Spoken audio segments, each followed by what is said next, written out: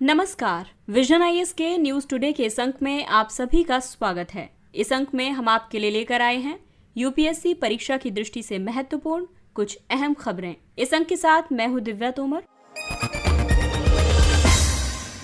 आइए सबसे पहले बात करते हैं इस अंक की हेडलाइंस के बारे में। सांसद स्थानीय क्षेत्र विकास योजना एमपीलेट्स 2023 के लिए संशोधित दिशा निर्देश जारी किए गए। समुद्री क्षेत्र में सहयोग को आगे बढ़ाने के लिए आईएफसी, आईओआर और क्षेत्रीय समन्वय संचालन केंद्र और सेशेल्स के बीच समझौता ज्ञापन पर हस्ताक्षर हुए। केंद्रीय मंत्रिमंडल ने शिकागो कन्वेंशन में संशोधनों से संबंधित 3 प्रोटोकॉल्स की पुष्टि को मंजूरी दी। इलेक्ट्रॉनिक्स और सूचना प्रौद्योगिकी मंत्रालय ने डिजिटल अर्थव्यवस्था का आकार जानने के लिए प्रस्ताव आमंत्रित किए। भारत और चीन ने 3 वर्षों में पहली बार सीमा मामले पर आमने सामने की कूटनीतिक वार्ता की और भारत के नियंत्रक तथा महालेखा परीक्षक ने सरकार से ऑडिट डेटा मानकों को अपनाने का आग्रह किया।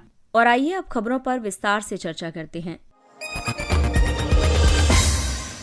सांसद स्थानीय क्षेत्र विकास योजना 2023 के लिए संशोधित दिशा निर्देश जारी किए गए हैं। सांख्यिकी और कार्यक्रम कार्यान्वयन मंत्रालय ने एमपीलेट्स योजना के कार्यक्षेत्र को विस्तार देने के लिए संशोधित दिशा निर्देश जारी किए हैं। इन दिशा निर्देशों के तहत संसद सदस्य समाज की बदलती जरूरतों के अनुरूप विकासात्मक कार्यों की सिफारिश कर सकते हैं। इसके अलावा एमपीलेट्स के तहत संशोधित निधि प्रवाह प्रक्रिया के कार्यान्वयन के लिए एक नया वेब पोर्टल भी लॉन्च किया गया है। ये पोर्टल रियल टाइम निगरानी, अधिक पारदर्शिता और जवाबदेही सुनिश्चित करेगा। एमपीलेट्स को वर्ष 1993 में शुरू किया गया था।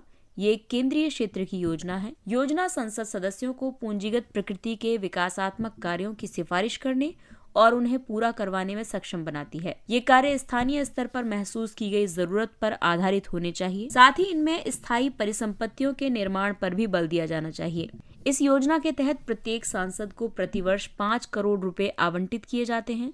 ये धनराशि 2.5 करोड़ रुपए की 2 किस्तों में प्रदान की जाती है। आपको बता दें कि संसद सदस्य हर वर्ष एमपीलेट्स निधि का कम से कम 15% अनुसूचित जाति की आबादी वाले क्षेत्रों में और कम से कम 7.5% अनुसूचित जनजाति की आबादी वाले क्षेत्रों में खर्च के लिए सिफारिश करेगा। एमपीलेट्स के तहत निधियां गैर व्यक्तिगत प्रकृति की होती हैं। इसका मतलब ये है कि बची हुई आवंटित राशि अगले वर्ष भी खर्च की जा सकती है। जिला स्तर पर योजना के तहत किए जाने वाले कार्यों के समग्र समन्वय और पर्यवेक्षण के लिए जिला प्राधिकरण उत्तरदायी होता है। सांख्यिकी एवं कार्यक्रम कार्यान्वयन मंत्रालय योजना के कार्यान्वयन के लिए नीति निर्माण, धन जारी करने और निगरानी तंत्र निर्धारित करने के लिए जिम्मेदार है। एमपीलेट्स के अंतर्गत सांसदों द्वारा कार्य की सिफारिश के तहत लोकसभा सांसद अपने लोकसभा निर्वाचन क्षेत्रों में कार्यों की सिफारिश कर सकते हैं।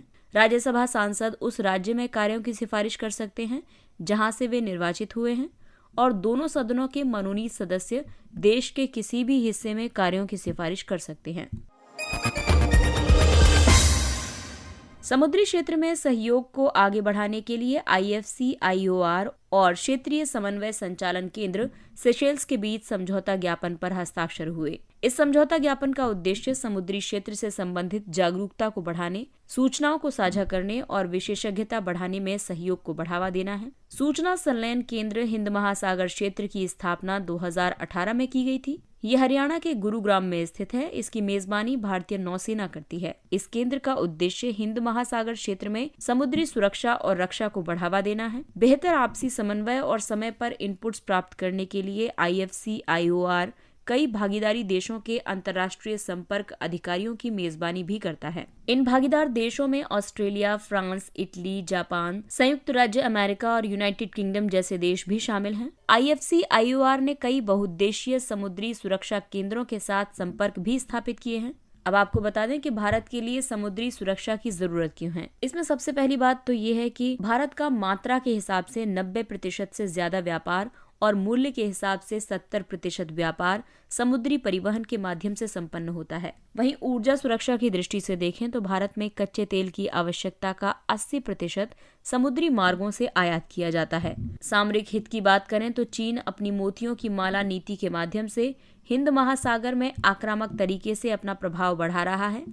ऐसे में भारत से भी अपेक्षा की जाती है कि वो अपनी समुद्री सुरक्षा क्षमताओं का निर्माण करे। वहीं आंतरिक सुरक्षा की दृष्टि से देखें तो हिंद महासागर भारत में नशीले पदार्थों, नकली मुद्रा और सीमा पार आतंकवादियों के प्रवेश के लिए पारगमन मार्ग के रूप में कार्य करता है।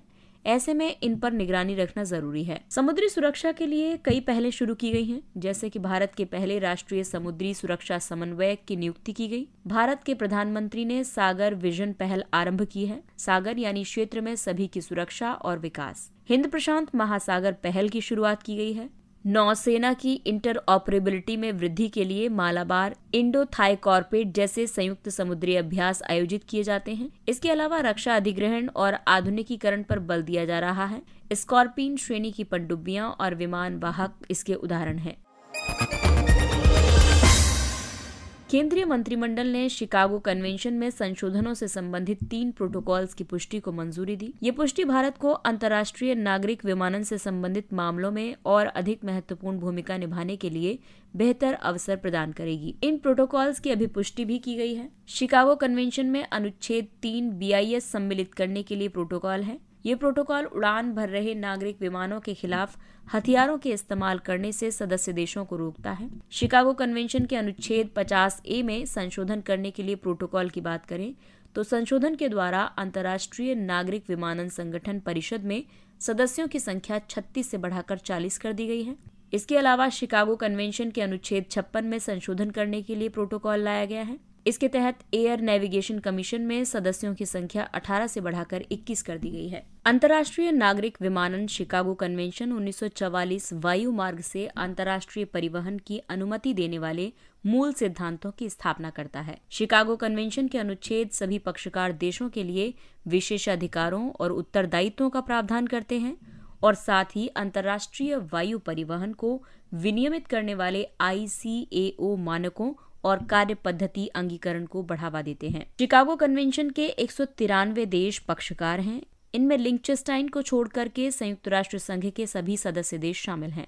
आपको बता दें कि शिकागो कन्वेंशन से ICAO के गठन का मार्ग प्रशस्त हुआ है। ये संयुक्त राष्ट्र की एक विशेष एजेंसी है। ICAO संयुक्त राष्ट्र आर्थिक और सामाजिक परिषद से संबद्ध है।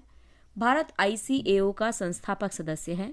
ICAO कोई वैश्विक विनियामक संस्था नहीं है। वास्तविकता तो ये है कि ICAO के मानक कभी भी राष्ट्रीय विनियामक आवश्यकताओं से ऊपर नहीं होते हैं। इलेक्ट्रॉनिक्स और सूचना प्रौद्योगिकी मंत्रालय ने डिजिटल अर्थव्यवस्था का आकार जानने के लिए प्रस्ताव आमंत्रित किए हैं। डिजिटल अर्थव्यवस्था वो आर्थिक गतिविधि है जो लोगों, व्यवसायों, उपकरणों, डेटा और प्रक्रियाओं के बीच प्रतिदिन होने वाले अरबों ऑनलाइन कनेक्शंस के परिणाम स्वरूप संपन्न होती है।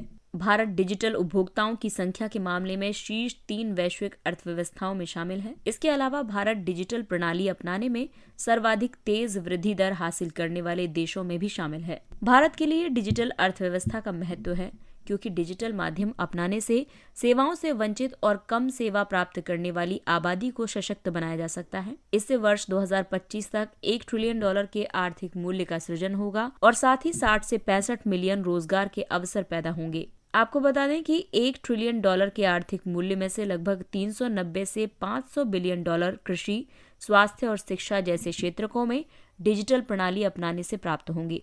अगला टॉपिक है नकदी आधारित लेन देन को सीमित करके अनधिकृत अर्थव्यवस्था को प्रभावी ढंग से समाप्त किया जा सकता है। डिजिटल अर्थव्यवस्था अंततः ई गवर्नेंस की ओर ले जाएगी। इससे पहले MIT की एक रिपोर्ट में भारत में मुख्य आर्थिक और सामाजिक क्षेत्रों में डिजिटल तकनीकों का बेहतर तरीके से उपयोग करने में मदद करने वाले प्रमुख उपायों की सिफारिश की गई थी। ये उपाय हैं डिजिटल व्यवसायों के संचालन की सुगमता में सुधार किए जाने चाहिए और साथ ही परिचालन लागत को कम किया जाना चाहिए। डिजिटल व्यवसायों में घरेलू पूंजी के प्रवाह को बढ़ावा देने पर बल देने की जरूरत है। सरकारी खरीद के माध्यम से भारतीय डिजिटल नवोन्मेषकों का समर्थन करना चाहिए और चौथा है उच्चतर शिक्षा और नवाचार के केंद्रों में सुधार किए जाने चाहिए।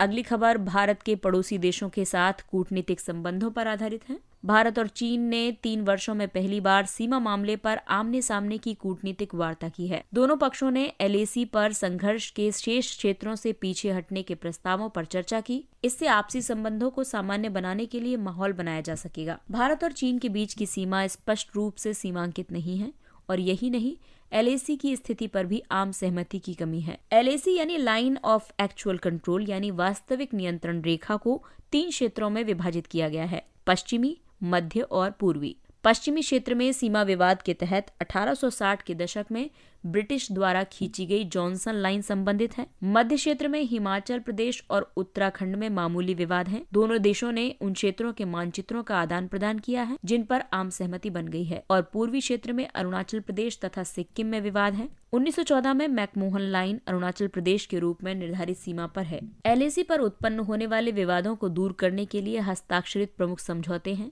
1993 में LAC पर शांति और स्थिरता के रखरखाव पर समझौता। 1996 में LAC पर सैन्य क्षेत्र में विश्वास निर्माण उपायों पर समझौता। 2005 में LAC पर सैन्य क्षेत्र में विश्वास निर्माण उपायों के कार्यान्वयन के लिए तौर तरीकों पर प्रोटोकॉल। 2012 में भारत चीन सीमा मामले पर परामर्श और समन्वय के लिए कार्यतंत्र की स्थापना पर समझौता और 2013 में सीमा रक्षा सहयोग समझौता। वर्तमान सीमाओं की बात करें तो अफगानिस्तान में डूरंड लाइन इस्लामाबाद, पाकिस्तान, दिल्ली और चीन को अलग करती है। वहीं श्रीनगर तथा जम्मू और कश्मीर में नियंत्रण रेखा है जो कि पाकिस्तान द्वारा चीन को सौंपा गया क्षेत्र है जिस पर भारत दावा करता है। इसके अलावा सियाचिन ग्लेशियर है जिस पर चीन द्वारा कब्जा किया गया है और जिस पर भारत अपना दावा करता है। इसके अलावा विवादित क्षेत्र हैं। विवादित सीमा के तहत अरुणाचल प्रदेश का हिस्सा, नेपाल और भूटान में मैकमोहन लाइन विवादित सीमा है। अगला टॉपिक कैग से जुड़ा हुआ है। भारत के नियंत्रक एवं महालेखा परीक्षक ने सरकार से ऑडिट डेटा मानकों को अपनाने का आग्रह किया है। कैग ने कहा है कि सरकार की सभी IT प्रणालियों की आधारभूत डेटा संरचना में मानकीकरण का अभाव लेखा परीक्षा की प्रमुख चुनौतियों में से एक है। कैग के मुताबिक लेखा परीक्षा मानकों को अपनाने के कई लाभ होंगे। अलग अलग विभागों या एजेंसियों द्वारा रखरखाव किए जा रहे या फिर की जा रही डेटा या जानकारी के बेहतर विश्लेषण के लिए उन्हें सुगम तरीके से व्यवस्थित किया जा सकेगा। इससे न केवल नीति निर्माताओं और अधिकारियों को बल्कि डिजिटल तरीके से लेखा परीक्षा करने वाले लेखा परीक्षकों को भी मदद मिलेगी। लेखा परीक्षा किसी संगठन से स्वतंत्र संस्था द्वारा उस संगठन की वित्तीय रिपोर्ट का परीक्षण है। कैग राष्ट्रपति को 3 लेखा परीक्षा रिपोर्ट प्रस्तुत करता है। विनियोग लेखाओं पर लेखा परीक्षा रिपोर्ट, वित्तीय लेखाओं पर लेखा परीक्षा रिपोर्ट और सार्वजनिक क्षेत्र के उपक्रमों पर लेखा परीक्षा रिपोर्ट। लेखा परीक्षा की प्रक्रिया से जुड़ी चिंताओं की बात करें तो लेखा परीक्षा के निष्कर्षों को लागू करने के लिए शक्तियों की कमी है। हालांकि लेखा परीक्षा में विभागीय अधिकारियों द्वारा कानून, नियमों और विनियमों के व्यवस्थित उल्लंघनों का उल्लेख है, किंतु ये इसे रोकने के लिए प्रभावी कार्रवाई करने में असमर्थ होती है। कैग के अधिनियम से जुड़ी समस्याओं की बात करें तो जब कोई सार्वजनिक अधिकारी धन खर्च करता है और ये खर्च वैध रीति से अनुमोदित नहीं होता है तब क्या कार्रवाई की जाएगी, इस बारे में अधिनियम मौन है। इसके अलावा राज्य सरकारों की स्वामित्व वाली कंपनियों की खाता बही बदतर स्थिति में है। और भी कई चिंताएं हैं जैसे कि पोस्ट फैक्टो ऑडिट संबंधी समस्या है, यानी कि कैग धनराशि खर्च होने के बाद ही लेखा परीक्षा करता है और कैग के पास आर्थिक विशेषज्ञता की कमी है। और आइए बात करते हैं कुछ अन्य महत्वपूर्ण सुर्खियों की। भारतीय विधि आयोग मंत्रिमंडल ने भारत के 22वें विधि आयोग के कार्यकाल में विस्तार को स्वीकृति प्रदान की है। ये एक गैर सांविधिक निकाय है। स्वतंत्र भारत के पहले विधि आयोग का गठन 1955 में किया गया था। इसका समय समय पर पुनर्गठन किया जाता रहा है। इसमें शामिल सदस्य हैं एक पूर्णकालिक अध्यक्ष, सदस्य सचिव सहित 4 पूर्णकालिक सदस्य, कानूनी मामलों के विभाग और विधायी विभाग के सचिव पदेन सदस्य के रूप में तथा अधिकतम 5 अंशकालिक सदस्य। विधि आयोग का कार्य है अप्रचलित अधिनियमों को निरस्त करने की सिफारिश करना और नए कानून बनाने का सुझाव देना। अगला टॉपिक है परपेचुअल फंड्स यानी बेमियादी या शाश्वत निधियां। भारतीय प्रतिभूति और विनिमय बोर्ड सेबी भारत में परपेचुअल फंड्स को अनुमति देने की योजना पर विचार कर रहा है। परपेचुअल फंड्स की अवधि सीमित होती है जबकि परपेचुअल फंड्स की कोई अवधि नहीं होती है, यानी कि इसकी कोई समाप्ति अवधि नहीं होती है। ये फंड्स लंबी अवधि के निवेशकों जैसे कि पेंशन फंड्स और बीमा कंपनियों के लिए उपयोगी होते हैं। ऐसे निवेशकों का लक्ष्य पूंजी की वापसी नहीं बल्कि उस पर नियमित आय प्राप्त करना होता है। परपेचुअल फंड्स के प्रकार हैं एक्सचेंज पर सार्वजनिक रूप से व्यापार की जाने वाली सीमित भागीदारी, रियल एस्टेट निवेश न्यास और क्लोज्ड एंडेड फंड्स। अगला टॉपिक है कर्मचारी भविष्य निधि संगठन। हाल ही में EPFO ने नए दिशा निर्देश जारी किए हैं। इनके अनुसार कर्मचारी पेंशन योजना के अधीन सब्सक्राइबर और नियोक्ता संयुक्त रूप से उच्च पेंशन के लिए आवेदन कर सकते हैं। EPFO केंद्रीय श्रम और रोजगार मंत्रालय के तहत एक सांविधिक निकाय है। ये दुनिया के सबसे बड़े सामाजिक सुरक्षा संगठनों में से एक है। ईपीएफओ 3 योजनाओं का कार्यान्वयन करता है: कर्मचारी भविष्य निधि योजना 1952, पेंशन योजना 1995 और बीमा योजना 1976। Phosphor gypsum. भारतीय राष्ट्रीय राजमार्ग प्राधिकरण राजमार्गों के निर्माण में फॉस्फोर जिप्सम के उपयोग की संभावना का पता लगाएगा। फॉस्फोर जिप्सम संयंत्रों में रॉक फॉस्फेट के प्रसंस्करण से प्राप्त अपशिष्ट उप उत्पाद हैं। रॉक फॉस्फेट, फॉस्फेरिक एसिड और फॉस्फेट उर्वरकों का उत्पादन करने वाले संयंत्रों में इस्तेमाल किया जाता है। ये रासायनिक और रेडियोधर्मी दोनों तरह की अशुद्धियों से दूषित होता है। इसे आमतौर पर विशेष क्षेत्रों में भंडारित किया जाता है। संदूषण के कारण वैश्विक फास्फोरस जिप्सम उत्पादन का लगभग 15% ही रिसाइकल किया जाता है। अगला टॉपिक है मलेरिया। केन्या में एक घातक मलेरिया वाहक और प्रसारक एनाफेलिस स्टीफेंसी का पता चला है। एनाफेलिस स्टीफेंसी की उत्पत्ति दक्षिण पूर्व एशिया, पश्चिम एशिया और अरब प्रायद्वीप में हुई थी। मलेरिया प्लाज्मोडियम परजीवी के कारण होता है और इसमें रोगी को तेज बुखार होता है। ये परजीवी संक्रमित मादा एनाफेलिस मच्छरों के काटने से लोगों में फैलते हैं। ऐसी 5 परजीवी प्रजातियां हैं जो मनुष्यों में मलेरिया का प्रसार करती हैं। इनमें से 2 प्रजातियां पी फाल्सिपेरम और पी विवेक्स अत्यधिक घातक है। एनाफेलिस स्टीफेंसी प्लाज्मोडियम फाल्सिपेरम और पी विवेक्स दोनों को प्रसारित करने में सक्षम है। इस प्रजाति की अनुकूलन क्षमता ज्यादा है और ये शहरी वातावरण में पनप सकती है। अगला टॉपिक है खजुराहो स्मारकों का समूह। पैरेट लेडी को खजुराहो के संग्रहालय में स्थापित किया गया है। ये प्रतिमा कनाडा ने 2015 में भारत को लौटा दी थी। ये 12वीं शताब्दी की एक प्रतिमा है जो मध्य प्रदेश के खजुराहो शहर से संबंधित है। खजुराहो अपने कामुक कला से संबंधित मंदिरों के लिए प्रसिद्ध है। और आइए बात करते हैं खजुराहो स्मारकों के समूह के बारे में। यह स्थल यूनेस्को की विश्व धरोहर सूची में शामिल है। यहाँ मूल रूप से हिंदू और जैन मंदिरों का एक समूह था। अब यहाँ केवल 20 मंदिर ही बचे हैं। ये मंदिर नागर शैली में बने हुए हैं। खजुराहो के मंदिरों का निर्माण चंदेल वंश के शासकों ने करवाया था और इस वंश का शासन 950 और 1050 ईस्वी के बीच अपनी पराकाष्ठा पर पहुंच गया था। मंदिर समूह स्थापत्य कला और मूर्तिकला के बीच एक उत्तम संतुलन स्थापित करते हैं। अगला टॉपिक है मोहिनीअट्टम। प्रसिद्ध मोहिनीअट्टम नृत्यांगना कनक रेले का निधन हो गया है। मोहिनीअट्टम केरल का शास्त्रीय नृत्य है।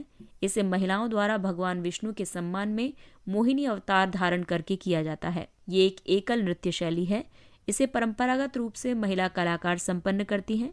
ये नृत्य और गायन के माध्यम से एक नाटक का भाव प्रस्तुत करता है। इसमें प्रयोग होने वाले वाद्य यंत्र हैं मद्दलम, मृदंगम, वीणा, कुझितालम या झांझ और एडिक्का। मोहिनीअट्टम का आरंभिक उल्लेख ऋषि भरत मुनि के ग्रंथ नाट्यशास्त्र में मिलता है। भारत के 8 शास्त्रीय नृत्य हैं: भरतनाट्यम, कथकली, कथक, कुचिपुड़ी, ओडिशा, सत्रिय, मोहिनीअट्टम और मणिपुरी।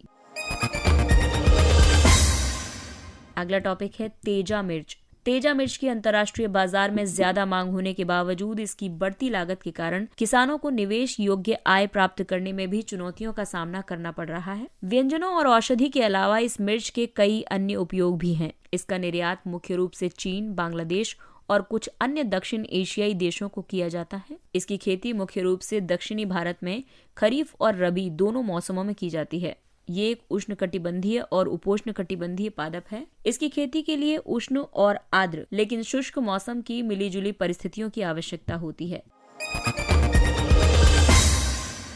और आइए अब बात करते हैं सुर्खियों में रहे स्थल के बारे में। बुर्किन फासो, राजधानी ओगाडोगू। बुर्किन फासो ने देश में फ्रांस के नेतृत्व वाले अभियानों को समाप्त करने की घोषणा की है। यहाँ फ्रांस के नेतृत्व में लड़ाका समूहों के खिलाफ अभियान संचालित किया जा रहा था। ये पश्चिम अफ्रीका का एक भू आबद्ध देश है। बुर्किन फासो उत्तर और पश्चिम में माली, उत्तर पूर्व में नाइजर, दक्षिण पूर्व में बेनिन, कोटे डी आइवर और घाना तथा दक्षिण में टोगो के साथ सीमा साझा करता है। बुर्किन फासो एक विस्तृत पठार पर स्थित है। सवाना घास भूमि यहाँ की भौगोलिक विशेषता है। यहाँ का सबसे ऊंचा पर्वत माउंट टेनाकोरो है। यहाँ की प्रमुख नदियां हैं ब्लैक वोल्टा, रेड वोल्टा और व्हाइट वोल्टा। ये सभी घाना में मिलकर वोल्टा नदी बनाती हैं। इसके साथ ही ये अंक समाप्त होता है। अगले अंक में फिर मुलाकात होगी कुछ अन्य महत्वपूर्ण खबरों के साथ। तब तक अपने लक्ष्य के लिए तत्पर रहिए और अगर आपको हमारा कंटेंट अच्छा लगता है तो इसे लाइक, सब्सक्राइब और शेयर जरूर करें। और अब हमें यानी विजन IAS की पूरी टीम को दीजिए इजाजत। नमस्कार।